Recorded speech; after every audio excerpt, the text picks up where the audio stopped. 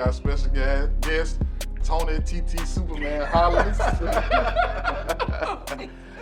Yeah, I ain't over there. What's good, man? What's good?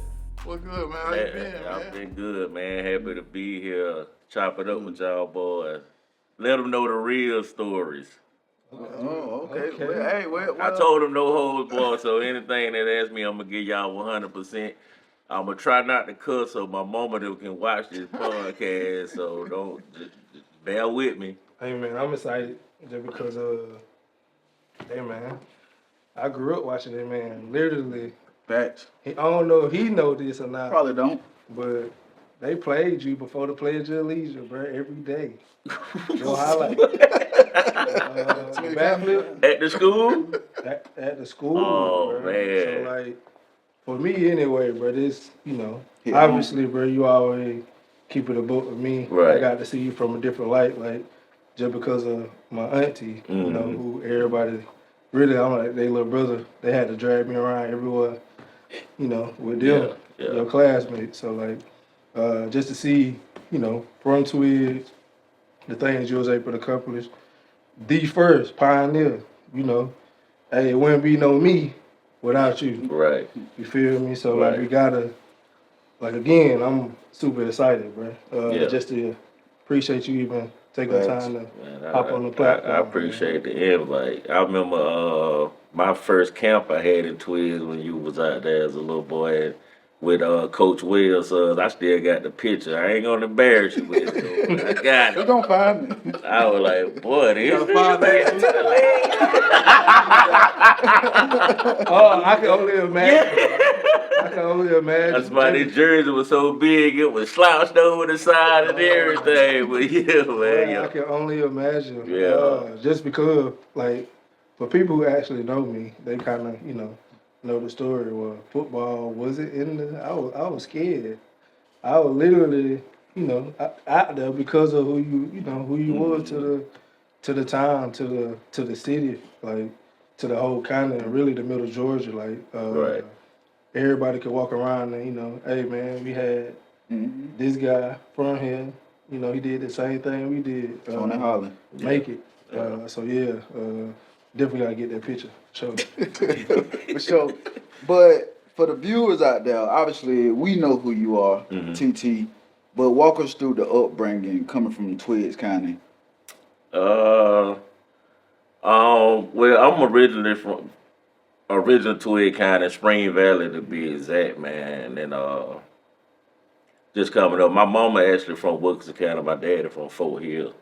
They just moved to Twiggs, so just growing up, Clyde Reagan played a major part. Clyde Reagan and Mr. S.T. Stevens, I say both of them because they played a major part in my getting involved with sports. My dad played semi-pro baseball, so we used to follow him around a lot, but as far as basketball, football, and other sports, Clyde Riggs and Mr. S.T. Stevens was a pioneer to the guys, from around the neighborhood. Shout out Mr. Clyde. Yes, sir. Clyde, and I actually, when I first started playing 5 years old, I quit after I got my first hit.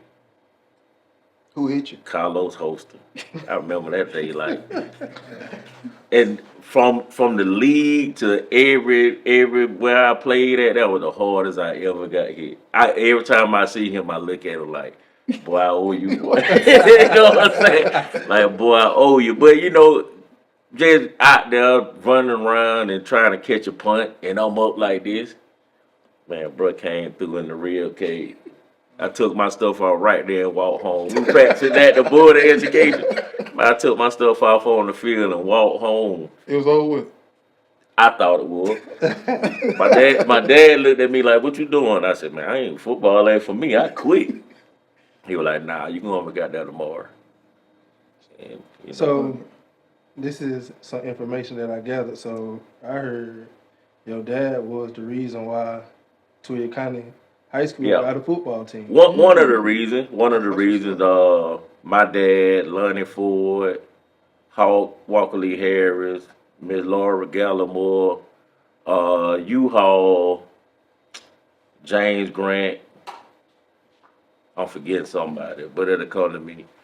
they was every Saturday they was standing at the four-way in Twiggs collecting money because the state had gave us the grant, but I think we had to raise like 10,000 or something like that. And like every weekend they was either at the four-way or making plates.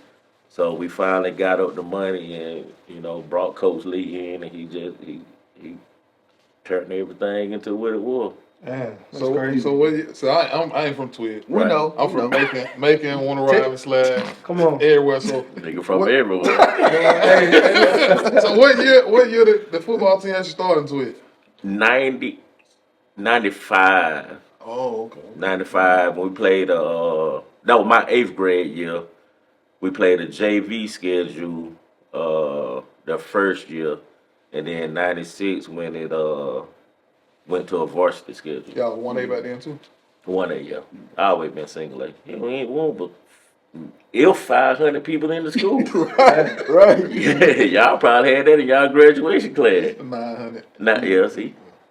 Did you feel like you was gonna get discovered coming from a small place of a fairly new program? You feel like you was gonna get scouted, recruited?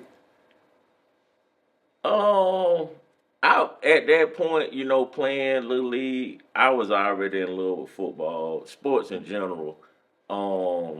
I really didn't realize where I was at until I think maybe my sophomore year when I used to go on recruiting trip with Cedric James, collegiate.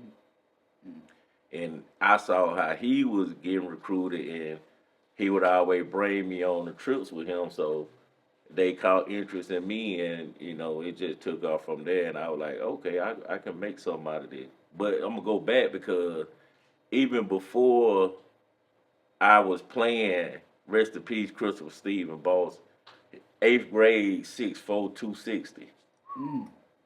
Wow. So I was looking at him like he was gonna be one of the first persons, to do something big out of Twiggs County, but he ended up passing our 8th grade year of an enlarged heart on the field. On the field. Yeah. So that would really motivated me to, do what I needed to do to, and honor him because, he was from Spring Valley as well. So I took that personal to, carry that torch on. Now you just spoke about motivation, but as a little kid growing up, 5 years old, who was your inspiration? Probably the cats in the neighborhood, cause back then, man, it wasn't no football, so I didn't have no motivation for football. But we used to go up to the park, and older guys up there hooping, Dizzy Harris, Casey Watkins, Andre Carswell, cats used to come from Bullock, Danville, Cochran. So just to be at the park and see those guys and thinking like, man, these cats probably can be in the NBA. But, it didn't work out like that. So when they brought the football team, that was, a lot of cats' motivation to, get out of Twiggs. What has it felt like coming from a small town for you? Growing up in a small town, rather? Amazing because everybody know you, or if they don't know you, they know your parents. Miss Bernie taught my daddy all the way down to me. Mm-hmm. So just everybody knowing each other, knowing the family, and you could be walking around the neighborhood and, people looking out for you. And, like we were just talking about, living in Macon or living in Twiggs or, bigger cities, you don't get that much love as you would in the country. And, people, back then, people could discipline you before you got home, and then you got another whipping when you got home. So, I think that was a big part of my upbringing as well. How many whippings you got? I can't even count. You were that crazy. It wasn't that I was bad. My dad had this thing where we didn't get whippings during the week. All our stuff piled up to Sunday. Oh, man. And I was the youngest of 5, so I was always first. So I got the warm up whipping. And then, everybody else got there. He was tired by the time he got it done because he done took it out all on me. Yeah. So you were more so, I guess it made you the role model. for the group? Nah, cause my older sister, Shakita Hall, she was actually a dog in basketball. Okay. She had a scholarship to UGA. She quit her senior year because her and the coach were butting heads. But now she a pastor, musician, all of that. And then my brother played. He was good. So I always followed them because I saw them do it. Mm. And like my sister used to beat some of the boys playing. So y'all really would have been house divided. I probably I know we're gonna get to the UGA stuff later on, but had she been there, I probably would have went. I wanted to go to UGA. Yeah. Yeah, I wanted to go there, but the cards didn't work out. That's interesting. Yeah. Nah, my whole family had UGA except my nephew did. Why didn't you go? And my sister gonna be mad for me saying this. So sorry, Niecy. So UGA was recruiting me. Mm-hmm. I was going to the games, sit-ups. So it was one particular game we went to, and like when you get recruited, the whole group you walk around the campus and they taking you around. For some other reason, they separated me and my family, and we were going a different way than everybody else. So I'm thinking like, oh, they really want me. They showing me the backstage of it. Man, them folks sat us up in the nosebleed. So by halftime, my mom was like, man, we finna go. And the girl who was hosting us, she just sitting there crying. So my mom was like, baby, what's wrong with you? She was like, I don't know why they treating y'all like this because they really interested in Tony. Like, they want him to come here. So my mom was like, we finna leave. So we walking out of the stadium. That's why I said it's personal with me because we walking out the stadium, the fans spitting at us and mooning us and all that, bruh. So my mom was like, oh, no, UGA off the list. So that's what's the UGA story. And you committed to Tech at the time? I hadn't committed to nobody. I think I was still my junior year. That's I think crazy. my junior year, yeah.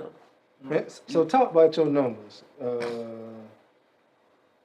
Just high school football wise, just to be able to get recruited. Like what difference did you have to But we looking back at it. yeah.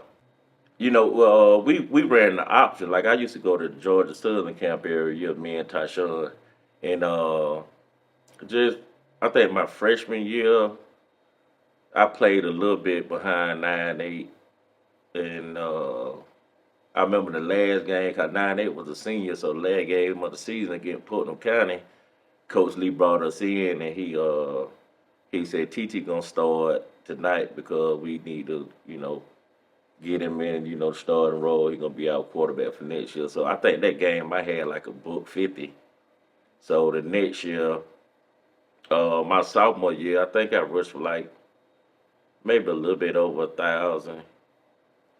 And just getting better with the offense. My junior year, 1,500, and then my senior year, maybe like 2,000. But I knew I wasn't gonna play quarterback in college, so we had went to a Georgia Tech camp one summer, and they moved me in the corner, and I just had a good camp, and they offered me a scholarship on the spot. Tech was good for that. I'm younger than you. I mean, yeah, I'm much younger than you, but Tech was good from that. Yeah, well, you say it like that. Nah, ain't no reason. But nah, because I went to some Tech camps and they would pull guys to the side and offer them like right after that. Yeah. Because Tech camp, you're gonna do 7-on-7 the whole time. They 7-on-7 was different because they pretty much tackling out there. That definitely how it happened because the receiver coach had a son and he was like number 4 in the country because he was from I think Louisiana or something like that, and they put me on a 1-on-1, and I was athletic and fast, so I locked them down, and they, like you said, they pulled me out to the side like, hey, we want you here, and they offered me a scholarship that day. But let's take it back to UGA. You mentioned spitting at y'all, mooning y'all. Was it ever known why y'all got that treatment? Nah, because after we left, and like like I said, the girl that was with us, she walked us out and everything, and she was so apologetic. And after that, I never heard from the coaches again. You know, we never reached out. They didn't write a letter to the school. They didn't say nothing. It was just that moment, and we left, and that was the end of that. What did you feel in that moment though? Spit. I mean, that's nasty. I mean, well, if you know anything about Athens, you know what it is anyway. Yeah. But at that moment, me personally, I was thinking like maybe I wasn't a good enough as an athlete that I thought I was, or maybe that's when I learned like you know people will be a certain way till they get you in a situation and then they show their real colors. So at that point, that's what I was thinking. But it didn't bother me too bad because I had other schools looking at me, so I just gravitated towards that. Now speaking of, obviously you went to Georgia Tech. Mhm. Looking back now, would you have made another choice? Maybe so. And honestly, and this another story. My first school was Nebraska because they ran the option. So I was like, being perfect. And I'm talking about me and these people were talking every day. Like they calling me before school. I'm on the phone with them every day. And like one day out the blue, they just wrote me and said they ain't gonna recruit me no more. That would really hurt. That hurt me more than the UGA Why? because I'm like, That fit your skill that's set. my skill set. Like they run the option. I'm rushing for 1,500 yards as a quarterback. They Tommy Frazier leaving. I'm like, boy, that's perfect for me. And they wrote me said they ain't recruiting no more. I think that's the only time I cried during the whole recruiting process. Yeah. People don't understand, man. That recruiting process, Tough. it's tough. Me and Quiz been through it, and you know what I'm saying, like it's It- rough, bro. And it's even worse when you don't have nobody before you to show guide you, you, guide you with it. So me and my parents, we were learning off the fly. Yeah. You know what I'm saying? We, taking phone calls, going on trips every weekend, coaches coming into the school. And, as a parent, they want to be there for everything. So my mama leaving work, my dad leaving work, and, want to talk to everybody just to get a feel of it. And, it's hard. It's way easier now with social media and everything. Oh yeah. What was it like though being Tony Hollings?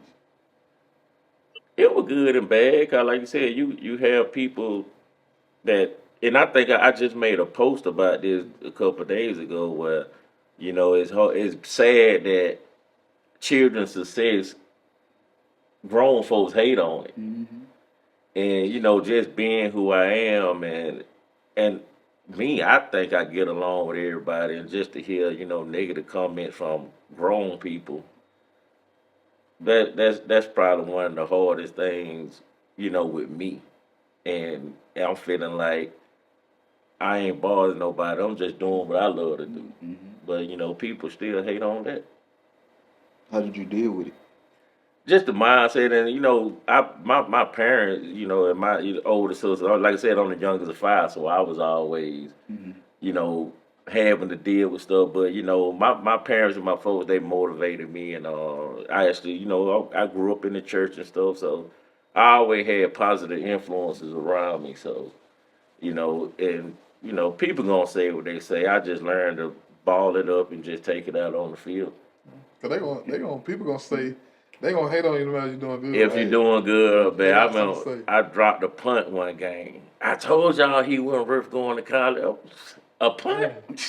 Like a punt? You want to kill my whole career because of a punt? You want those Yeah. crazy though? When you mess up in the game, it don't matter how loud the crowd is, you still hear. You hear that one person. voice. Yeah. You hear that one voice like, yeah, he ain't. Like, but, Yeah, for sure. man. That is hilarious. So, go ahead. Nah, they good. So looking back from 5 years old, going to Georgia Tech on a scholarship, going to the NFL. How emotional was that from you coming from a small town? It was very because at my sophomore, junior year when I started getting recruited heavy, the NFL was my main goal. I didn't have a plan B. I didn't have a plan B because my first sight was the NFL. And I went in the supplemental draft, so I was home actually, and we was having a whole barbecue, and I had to go to the store, and my mom was like, "Nah, you don't need to leave because they might call while you're gone." So, and I'm like, Piggly Wiggly from the house, Right. well, it was IGA then. Yeah, right. So I'm like, in about 5 minutes, run there, get some bread, come right back. They called while I was gone. Miss Solomon was working in the store, another great teacher from Twiggs. Mm-hmm. And she was, my mama called the store. Miss Solomon got on the loudspeaker, TT, you need to go home. Then they had my phone, so I looked at the phone and I was like, I don't know nobody from no 713 number. So I put it back in my pocket. And they called again, and it was Coach Palmer, the offensive coordinator from the Houston Texans. So he was like, we drafted you in the second round. Man, me and my partner ran through the whole store. we just run there acting crazy. So I get back home, and then they send the news crew down there and do the interviews and stuff. So we like, yeah, we finna go party, we finna do this. They called me back. We got you a 6 a.m. flight in the morning. You need to be in Houston. So I had to leave. Yeah, had to go to work. So I had to pack up all my stuff then, and jump on the flight the next morning and be in Houston. So before we get into a lot of the NFL stuff, first year at Georgia Tech, you're DB. Mm-hmm. Second year, you're DB. Then third year, you go play running back. DB special teams. Coach O'Leary, man. I tell people, he was one of the ones you just had to grow on you. But and I actually asked him to move me to running back before then. But we had Joe Burns, Sean Gregory, Gordon Klinkskill. We had a lot of backs that were real good. And he was like, nah, we recruited you as a corner. You're going to play corner. So I basically was just getting garbage time and really playing special teams.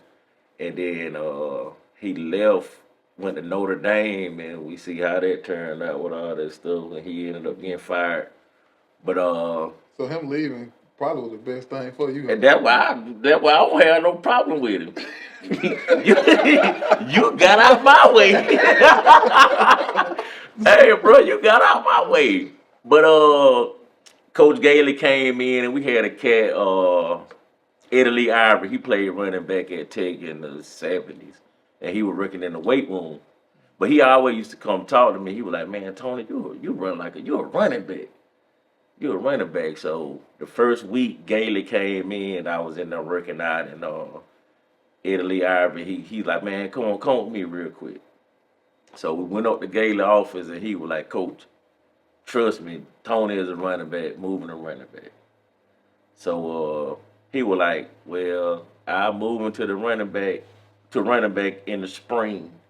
And if you don't pan out, for the summer, he still know the defensive playbook. He can go back to corner.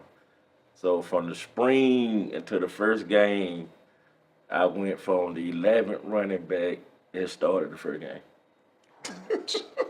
Well, I thought it was like 5. I didn't even know you had 11 running Bro, backs. I went from the 11th running back. Though, cause probably with a good 7 on scholarship. Yeah. Then you got to walk on. You got to think a couple of walk-ons probably can play. Right. You know. And we had man, PJ Daniel, my brother, man, he was a walk-on. He ended up getting a scholarship and played with Baltimore Ravens for a few years. But we had, like I said, we had backs, and they was all, but them the homies, but at the same time they looking at you like, bro, you trying to take my position. And one of the cats that we signed together in 2000, Jimmy Dixon, he was like the number 3 running back. So when I moved and I jumped, they ended up moving him to fullback and moved me to, the starting tailback. So what game made you feel like, oh yeah, I'm finna take out with the running back play? Cause the bigger difference from high school to college for that running back thing, them D linemen running like us. Oh yeah. I say going into my junior year when we played our spring game at Mary's, and I used to travel for spring games. around the area. Yeah, Mary's High Yeah, School. Mary's High School. Okay. Yeah, cause we, back then, we had a crowd. They followed us, so we moved it to Mary's, and the spring game, I had like 254 touchdowns. So, and shout out to my running back coach, Coach Nix. He looked at me. He said, "Boy, you special. We're gonna do something this year." And from then on, man, That's all you be needing to hear. man, from what us. that affirmation, man? You just be needing one person to believe in you, and just take off. But yeah, and then with that too, I can say that now I'm out of college and he don't coach no more. When we used to go out and party, man. The man used to come get me on Thursdays. Hey, you staying at the house the whole weekend, cause we don't need you out there doing that crazy. So I used to go stay at that man's house and everything. So, Man, that's crazy. So you think decisions, Right. The decision, because obviously, bro, come on, man, you walk out there and go to a camp and lock up a top 10 player of the country, Right. Yeah. and you get a scholarship, not even off your natural position. Mm-hmm. Like them decisions, right? Where some kind of what made you make those decisions, right? What made you? Because to me, whatever challenge or whatever they told you to do, you just said, "Yeah, I'm gonna do it." Right. Right? And I think today and age, kids like, dang, oh, if it don't look like how I want it to look, I'm Leave. straight. Well, every adversity that you basically hit, you took on head on, Right. and you knocked it out the park. What led to those decisions? Man, it was because, like I said, we had just started the football team, so I was just blessed to be in the situation. So I was gonna take every opportunity, no matter what it was, and even with the Georgia Tech scholarship offer, I didn't immediately accept that because I was still wanting to hear from Nebraska. other schools, well, Nebraska and Florida State. What was your top 5? My bad. My top 5 put UGA out of this because they was in there, but it was Florida, Florida State, Clemson, Kentucky, Nebraska. Georgia Tech wasn't even in my top 5. I was about to say. They weren't even in my top 5, but the opportunity presented itself, and and I even after that, like I said, I still hadn't accepted the scholarship. So my aunt living in Atlanta, my Aunt Ruby, she called me one day, asked me how everything was going, just keeping up with everything, and she was like, "Ain't nobody else offered you yet?" And I was like, "Nah." Then I was telling her about the situation in Nebraska, and she was like, "Well, Georgia Tech done offered you." And excuse my language, this the only time I'm gonna say profanity. She told, "Boy, you gonna get your stupid ass up there. The mother folk done told you they don't want you." Go ahead, they want you. She told me like straight up. She was like, "They done told you they don't want you. So why wouldn't you sign that take? The offer already on the deal, on the table. Only thing you gotta do is sign your name." So that kind of pushed me to go ahead and commit to them as well. But as a kid, like, what I'm saying, I can even say from my situation, like, people telling you, "Oh, sign here," but you really like every kid. I don't care who you is. You got that school, one school that you want to go to. Mm-hmm. They like, bro, I do whatever. Like, they gotta come you get stuck. me. I like, wait, let's give it another week. You don't hear from them that week, and and with that too, man. And you sit around and wait on the thing that you want, and that's in life too. And then you get discouraged, and then you go to wondering. So you just gotta go out there and accept what won't take what won't you. You know what I'm saying, and just make the best out of that opportunity. A few minutes ago, you talked about how I think one of your coaches believed in you, affirmed you. How did that make a difference for you being the athlete that you was? Man, it boosted my morale because coming into a new position, and then you got all these what ifs. Like at the end of the day, you know your ability, you know what you can do, or you set your mind to it. But just for somebody else to see that in you and actually speak that, man, that boosts you up so much. That's why when I talk to these kids today, I'd be like, hey, look, I'll be honest with them, and just try to guide them on what they need to do. And they probably don't hear this from other people, or it come better hearing it from me because I was there. Or like I said, it's why like me and Quiz, if we talk to them, we tell them, you could do this. Woo, woo. It sounds better coming from us because we played in the NFL than coming from your uncle that drive forklift. Right. Not that Right. that, but just that affirmation from somebody who already did it. Yeah. It's easy to. And then try being where you're trying to get to. Exactly. Yeah. Exactly. So, would you say nowadays with kids, it's important to be transparent? It is because there's so much trash on the internet right now that they're accessible to. And, TikTok. And then even with social media, you got grown people that's on the internet just to down these kids. Right. So if you get a person that really trying to boost your morale and just give you that confirmation like, hey, you can do this, I think it help a lot because you got so many millions of people on the internet that telling you can't do it. Right. And folk thrive off downing the kid and want to see them, want to see their downfall. So I think that's crazy though, man. it is, bro, but it's life. I mean, people always speak on their insecurities.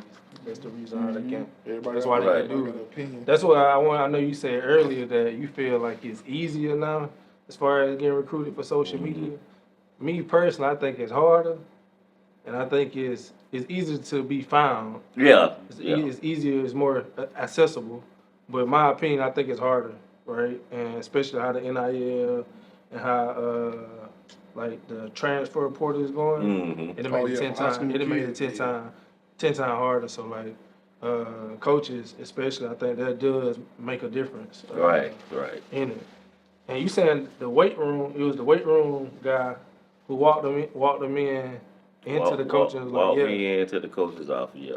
'Cause he played, like I said, he played running back at Tech, and he played for the Packers for I think maybe like 10 years. And his son actually was at Tech as a DB. So he just saw it in me. I'm finna put you on the spot. Who would you say was the best player in Twiggs County history, football wise? Me. What? What? I figured that. But Cal. I gotta let you pipe it though, cause we had these conversations with former cats that play, and we tried to do a top 10. Mm-hmm. We tried to do a top 10, and I really tried to leave myself out of it. Okay. But I mean, you automatically in it though. but for me, For sure. but just man, we had a lot of talent just for Thanks. being a small school, and but I'ma still say me though. You supposed to. So when you take you out of it, who number one on the list? When I take myself out of it, just overall athlete, or you just talking about football? Football. Me personally, bro, I'll say D.O. Craig because he can play any position on the field. Quarterback, running back, receiver, corner, safety. And I tell him this all the time that he the best athlete, I done seen, me personally. So yeah, I always give bro his flowers and Did he go to school or? attitude. I tell him, but when you D.O. like 6'2", 6'3", 200. He was ankle first leg on the 4x1, first leg on the 4x4. Baseball, track, basketball, 2 guard. Basketball, he was playing. Man, he was nice. What would you rank Quiz on the list? Quez would be top 5. I mean, and then just me. He came on in college.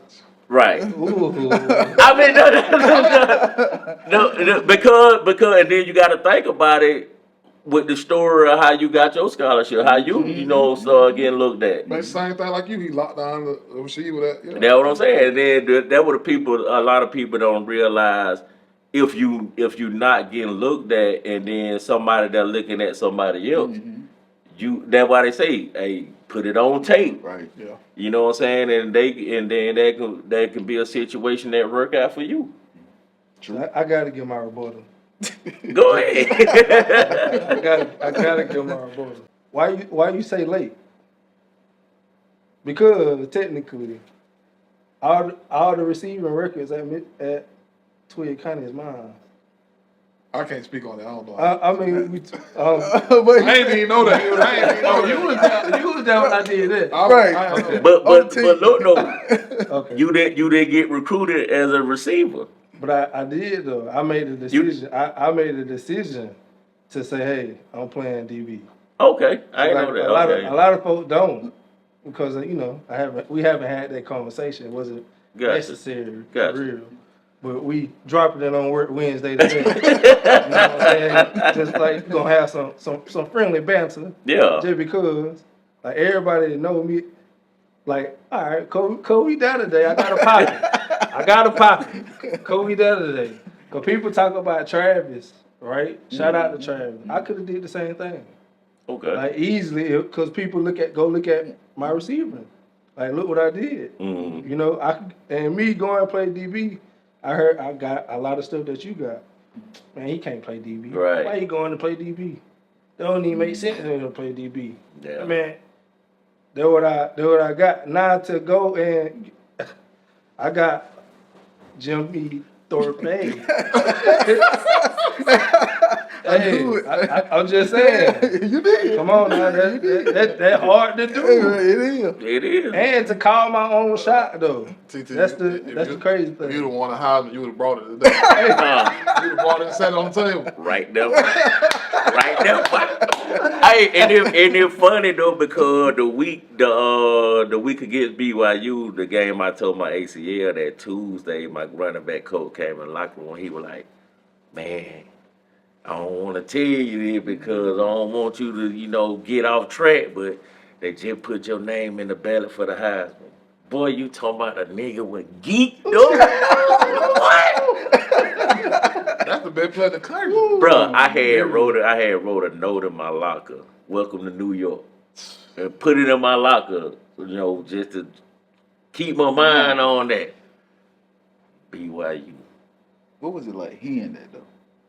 Man, it was like tears of joy, but little tear rolled down, and he was like, and I could see it in his face that he was more excited about it than I was, because that was his first year coaching running back, and he played quarterback at Auburn back in the day, so that was his first year coaching at running back. Like I said, he always told me, bro, we going on this ride together. It's me and you. Nobody else matter. He was always in my ear. Like I said, he used to come get me like, bro, I don't want you to get in no trouble. White dude, too. Mm-hmm. He come get me and stay at the house with his family, keep me out of trouble and stuff. But, just to hear that and to see him, like I said, I could see the excitement in his eye more than, to tell me than me just feeling like, dang, my name and the Heisman in one sentence. So, man, it was. I was up here. I ain't gonna lie to you. I had got the big head. As you should. Yeah. Quick question: do you know who else was on the Heisman Trophy? Who ended up winning that year? Yeah. Who ended up winning that year? I want to. Do you remember? I don't know who won, but I tell you this: I got hurt the fourth game of the season. And Clint Portis then passed my rushing yards to the 10th game of the season. Hey, I'm about to ask you. I I'm gonna ask CP. I played with CP, bro. Yeah. I just seen CP in the airport, but yeah, I'm gonna ask him. Yeah. Tony Holling was a bad boy.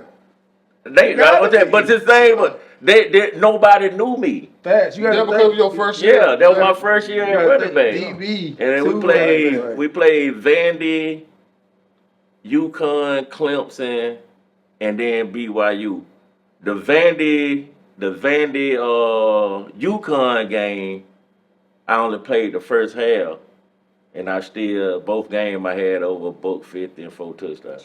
So you could have easily had 200 some yards. I was gonna say 3, but if you About want to think about about it, yeah, about 1,000 yards 4 games. yeah. 'Cause in my 4 games, I was like right on the 700 or 800, something like that, 11 touchdowns, leading the nation in both of them. At what point did it ever hit you that on that dog? After that Vanderbilt game, and it was a night game, and I don't know if y'all been to Georgia Tech Stadium on a night game, but the city lit up. Man, I think my second carry, I broke for like 65 yards or something like that. And I'm just looking back, like the DB was coming down. He had an angle on me. I was like, I'm fast. I just hit the sideline and looked back.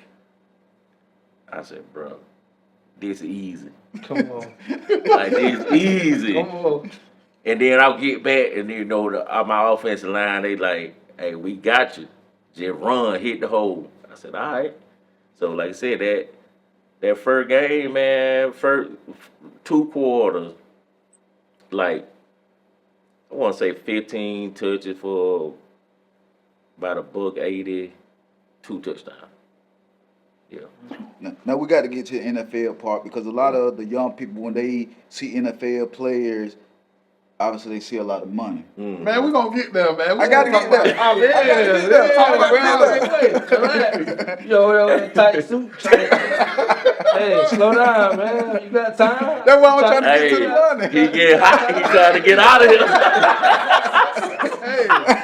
Time, champ. Yeah. That's a different feeling, bro. Yeah, Just you know, for coming from the D-back, and especially again, like I tell people all the time, man, Twiggs County is just different. We breed different people. Right. Tell him again. You know, he don't really understand. Listen to y'all, man. That's why he, you know. That's the only I knew about Twiggs County. Cause the only people I heard was Tony Holling and JoJo. Probably because I played running back. I played one running back Robin, so they're the only people I heard from Twiggs County. So. I feel disrespect. Nah, but that's what it was. You never hear Darquay? Yeah, come in, Quinn, hung together.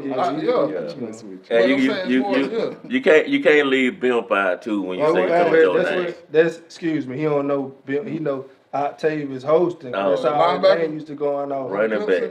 No, that's Antonio Clay. Okay. They all was on that same. Yeah. They was all on that same team. When you mention JoJo, you gotta mention Bimp in my eyes. Facts. You know, because man. Bimp was tough. Yes, sir. He was tough. Was nice. He was tough. There's again, you know, obviously I like to talk trash. You know what I mean? Because I do gotta. I am a player myself. Yeah. Because even for myself, I wouldn't even put myself in the discussion. Right. The best player I seen at Twiggs is, you know, I'm gonna say Dion, because similar to like Stanley, similar to like Dio, he could do any and everything. Like and did any and everything. And another one that's a sleeper, I always give him respect, Johnny Williams. Johnny. You gotta give him his respect for what he did at the running back position too. I can go on. I can go on and on, you know, with cats that played at Twiggs, how I saw them, you know, in my eyes. And we got a lot of running backs though. Cause you still got Rod, you still got Scooter, you still got Jamon. Right. Yep. Like Jay, Rod, little brother. Jay, Tyshawn, I'm thinking Jesse Owens. We had a nigga named Jesse Owens, and that nigga ran like Jesse Owens. No lie. Wow. Yeah. A lot of people. So just like that confidence, and then you know, obviously what was your mind at, right? You up for the Heisman, and then the game. Yeah. And, you know, what was your stat line before you even got? Tell the people what was your stat line and what the score was. And I was gonna get into that. All right. Because I remember. already told me. Yeah. I know. I want to say it was like 980 something, 11 touchdowns. And the play I got hurt on, fourth quarter, 2 minutes and 32 seconds left in the clock. It was 35 power left. Then nobody touched me. I jump cut, and my right foot planted in the ground and then moved. So I went down. I fell on the 23-yard line going. I'm talking about 1-0 there. Wow.